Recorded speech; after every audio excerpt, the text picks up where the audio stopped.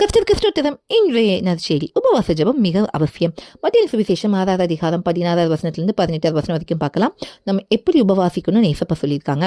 அதாவது நம்ம முகம் வாடக்கூடாது, எண்ணெய் பூசி ஃப்ரெஷ்ஷாக இருக்கணும். அது மாதிரி இல்லை, தனியாக பிதாவோட நேரத்தை செலவிடணும்.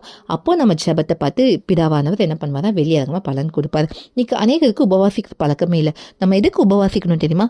தேவனோட நேரத்தை செலவிட, தேவ சித்தத்தை அறிந்து கொள்ள. இது யார் வாழ்க்கையில் நம்ம கற்றுக்கொள்ளலாம்? ஏசப்பா வாழ்க்கையில் கற்றுக்கொள்ளலாம்.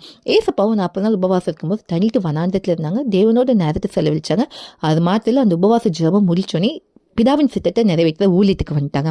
இன்னைக்கு நம்ம ஜெபமும் அப்படிதான் இருக்கணும். நம்ம சுய விருப்பத்துக்காக நம்ம உபவாசம் பண்ணக்கூடாது. முதலாவது நம்ம நோக்கம் தேவனோட நேரத்தை செலவிடணும். வெளி தொடர்பு இல்லாமல் ஒரு சமூகத்தில் காத்திருக்கணும். பிதாவின் சித்தத்தை அறிந்து கொள்வதற்கு உபவாசிக்கணும். இப்படி நம்ம ஜெபம் இருக்கும்போது நம்ம வாழ்க்கை ஜெயமுள்ள வாழ்க்கையாக இருக்கும்.